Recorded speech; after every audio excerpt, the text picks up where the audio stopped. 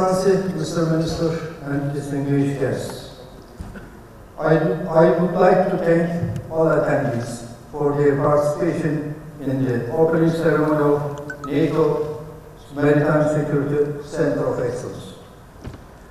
Despite the pandemic environment putting heavy pressure on all over the world, your enthusiasm to have these moments here with us is an indicator of the upfront support. Maritime security requires global solution approaches due to the cross-border characteristics of its threatening risks.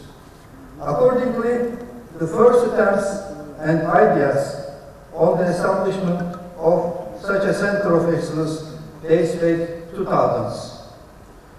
After an extensive establishment and accreditation process, this center has opened a new page as an international military organization affiliated to NATO. MARSEC COE is accredited to NATO as second of Turkey's and 26th of NATO Center of Excellence. MARSEC COE will continue its endeavor of becoming a center to fulfill NATO's maritime security training and knowledge requirements. Turkey, as a staunch ally of NATO, has been continuing its significant contribution to NATO's deterrence in all domains.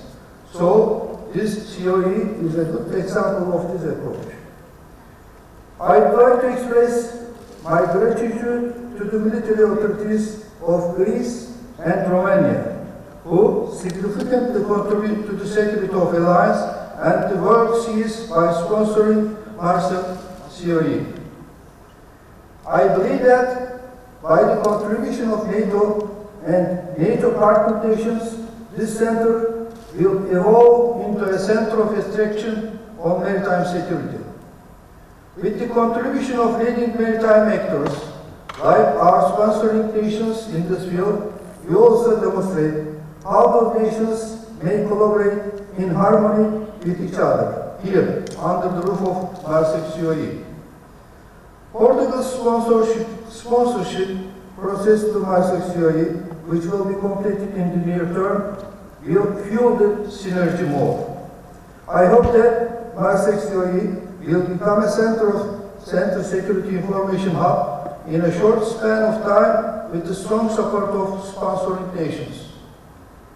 As a host nation, we will always support MARSEC COE to achieve its determined objectives. And also, we are looking forward to your added values in standardization, concept doctrine development, and education training of maritime security discipline for the benefit of NATO and participant nations. I wish MARSEC COE great success. I would like to take this opportunity to extend my best regards to all distinguished attendees and thank all who were involved in organization and preparation of this ceremony. Thank you. Distinguished guests, dear colleagues, generals, admirals, ladies and gentlemen, good morning. I'll try to summarize what I heard when the battalion started before coming here. And I'll try to be short. The Turkish Armed Forces, in addition in ensuring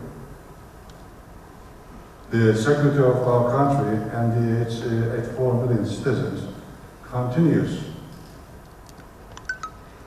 its unabated contribution to NATO despite the difficult pandemic conditions, as you notice. An example of these contributions are the centers of excellence, which are the cornerstones of NATO's transformation efforts. Having established the Center of Excellence Defense Against Terrorism in 2005, Turkey continues to contribute to the alliance with the establishment of the NATO Maritime Security Center of Excellence, which we believe will become a global brand and a leader in international maritime security military projects, I hope. In addition to being a sponsor to 14 of the 27 NATO Centers of Excellence, we are very delighted to also host the Maastricht Center of Excellence. With the contributions of NATO and allies, I believe that the Maritime Center of Excellence comment will fill an important gap in training, research, development, and the interoperability for maritime security operations, and significantly contribute to NATO's spirit of the alliance. Dear guests, the solidarity of the alliance has become even more crucial at a time when risks, threats, and dangers are increasing at the global and the regional level. As Turkey, we believe that NATO maintains its justification for existence and its significance is ever increasing. Therefore, the alliance should be further strengthened and NATO should be empowered to work in a true spirit of alliance. Home to the second largest army of NATO, Turkey shares the alliance's burden and all its values, placing NATO at the center of its own security, while at the same time being central to NATO's security.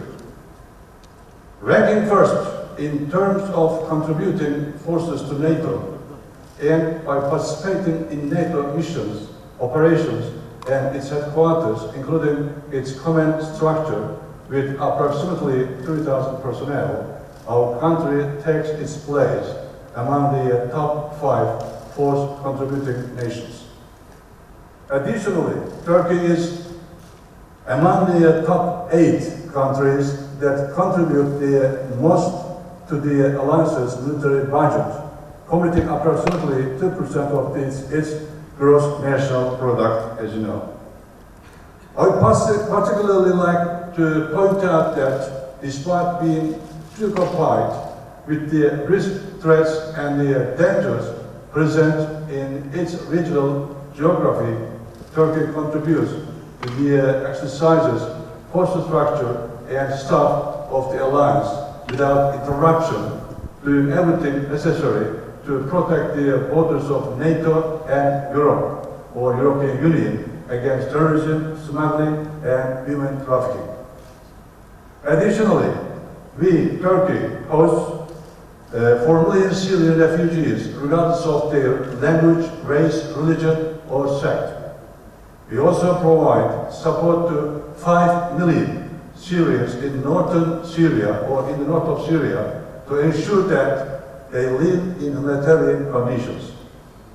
This way, we provide security and humanitarian assistance for a total of 9 million Syrians. 9 million Syrians.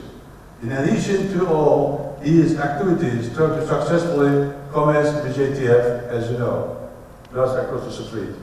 Furthermore, TUMAR-4 will reach full operational capability from the beginning of 2022 and will assume the naval element command of NATO in 2023. In this context, we also expect the contributions of our allies for TUMAR-4, which will be providing a major deterrence for and effectiveness to the naval power of the alliance.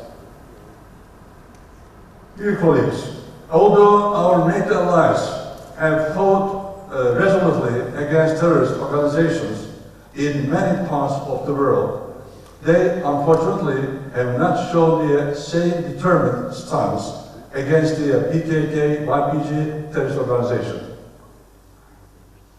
Turkey has made numerous calls to its allies to jointly fight the PKK-YPG and Daesh terrorist organizations and put an end to their actions in the north of Syria, which threaten Turkey's national security and the regional stability. We have repeatedly proposed to our NATO allies the establishment of a safe zone in Syria, in the north of Syria, and mutually agreed on certain plans. However, these agreements were not fulfilled, unfortunately, and Turkey was left alone in its fight against terrorism. Turkey is the only NATO ally who has shouldered the greatest burden to relieve the suffering of the Syrian people, and the Turkish armed forces is the only NATO army to fight against Daesh hand to hand. Please note. Our expectation is for our allies to cooperate with us in the fight against terrorism, jointly seek solutions to Turkey's serious security concerns, and stand by our side. We respect the borders, territorial integrity, and sovereignty of all our neighbors. There is no doubt. We do not have claims on anyone's land or rights. Our fight is against terrorism and against terrorists. As we have always stated, we are in favor of solving all problems in our region and in the world in accordance with international law, via good neighborly relations and through peaceful means. However, we are resolute, determined, and capable of protecting our rights and interests in our seas, including Cyprus. We will not allow for any fait accompli. Dear guests, let me express one more point. At a time when the risks and the threats against our country were at the highest level, we met with our allies and attempted to purchase the Patriot system from the United States or the Santi system from France and Italy. However, this was not possible for various reasons. Therefore, we had to purchase the S-400 air and missile defense system from Russia, which met our conditions. We did not do this in secret and never had a hidden agenda when we are doing this. I'd like to emphasize that our main purpose in acquiring these systems is to defend our country and our 84 million citizens against possible threats from the air. In this regard, we repeatedly stated that we are ready to address the tactical concerns of our counterparts, our friends, our allies. We are open and transparent regarding our negotiations. Reasonable and logical solutions are always possible. Turkey's contribution to and cooperation with NATO is much deeper and more comprehensive than the issue of F-35 and the S-400s. This has also been stated and made clearly by NATO Secretary General Mr. Stoltenberg.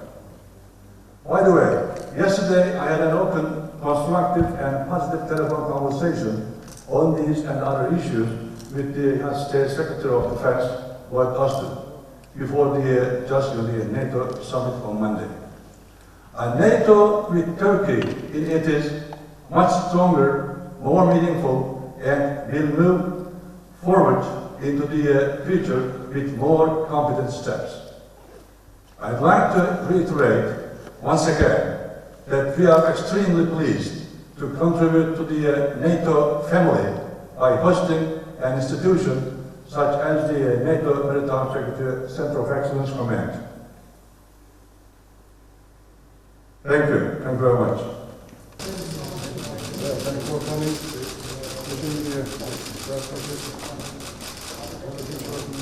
Thank you. Evet, teşekkür ediyoruz arkadaşlar.